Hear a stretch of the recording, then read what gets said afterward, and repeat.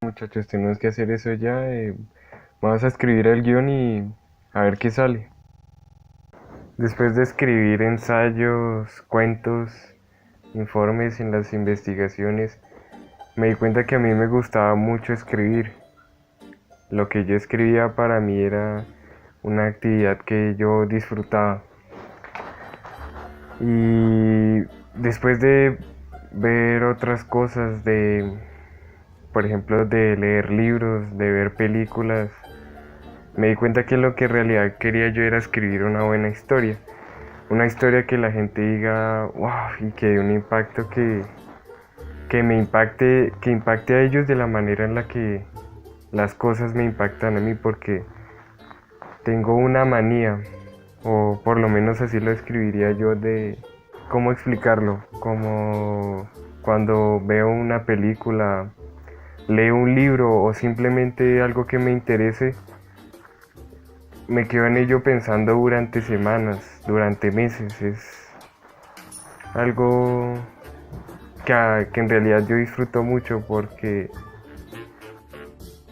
por ejemplo, yo no puedo ver una película que a mí me guste mucho una vez y al siguiente día ver otra película que también me guste mucho, porque el resto de la semana, el resto de mes estaría pensando en la película que ya me vi y en cómo aplicaría yo esas cosas para mis historias. De esas historias que yo leo, que yo veo, siempre quiero hacer mis propias historias. Acá es una actividad que realizo mucho cuando estoy aburrido. Puedo pasarme horas en la cama sentado pensando solo en esas historias que yo crearía, y no es aburrido, sino por el contrario, es un deleite para mí. En realidad esa manía de tomarme todo tan en serio y de estar pensando en eso durante semanas es una manía que viene ya desde hace mucho tiempo. Porque yo recuerdo que cuando era niño, cuando veía en la televisión las cosas, cuando escuchaba cuentos, siempre trataba de hacer las historias a mi gusto, de adaptarlas. En algunas ocasiones las hacía más oscuras, en otras las hacía más fantasiosas incluso, pero el punto es que siempre quería que quedaran a mi gusto.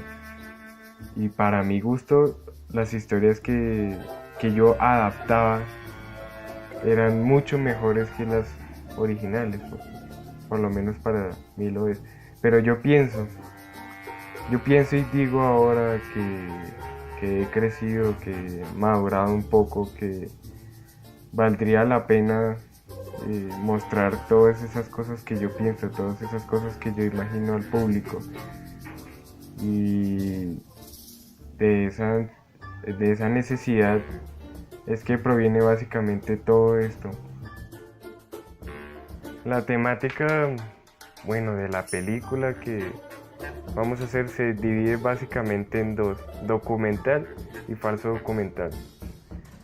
Si decidiéramos hacer un documental, sería básicamente lo que estamos haciendo con el canal de YouTube, que sería una bitácora, o bueno, yo creo que esa sería la mejor forma de definirlo.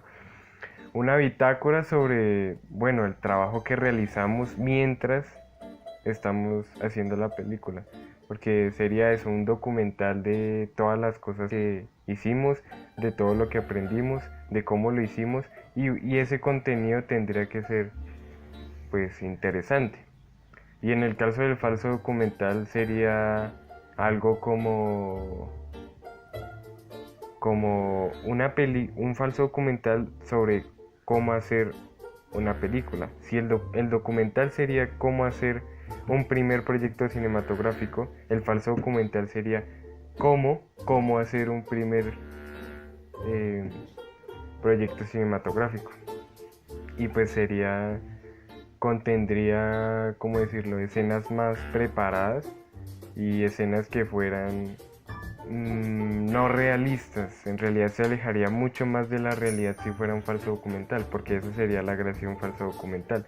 Sería algo más hacia otros géneros, como por ejemplo el horror, porque en el trabajo de investigación previo al proyecto de hacer la película, investigué acerca de varios autores que trabajaron en circunstancias parecidas a las nuestras, es decir, sin cámaras, sin mucho presupuestos.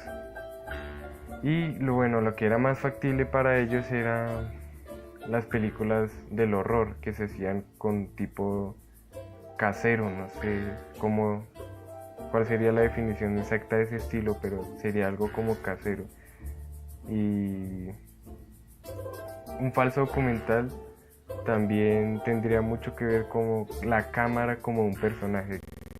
¿Qué me inspiré?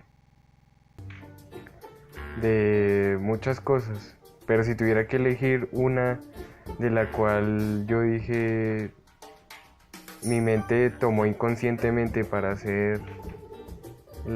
tratar de hacer el corto, sería De Amores se vive, de Silvano Agosti. Porque a mi opinión me gusta que en las obras se reconozca más como su esencia, esas historias que tienen para contar, esos diálogos, hacer que la película, que la obra sea interesante por el contenido, no tanto por la forma en la que se hizo ese contenido, sino específicamente por el contenido. Y eso es lo que se ve mucho en la obra de Amores se vive de Silvano Agosti, porque lo que llama la atención, lo que capta al público, lo que impacta al público, es ese diálogo de el niño y el entrevistador hablando. Eso es lo impresionante. Y bueno, lo que pensábamos al principio era realmente eso, un diálogo que no fuera totalmente estructurizado, es decir, que supiéramos qué decir exactamente en qué momento, sino que por el contrario fuera una conversación muy natural, y que de esa conversación natural, de esas cosas que dijéramos en ese momento y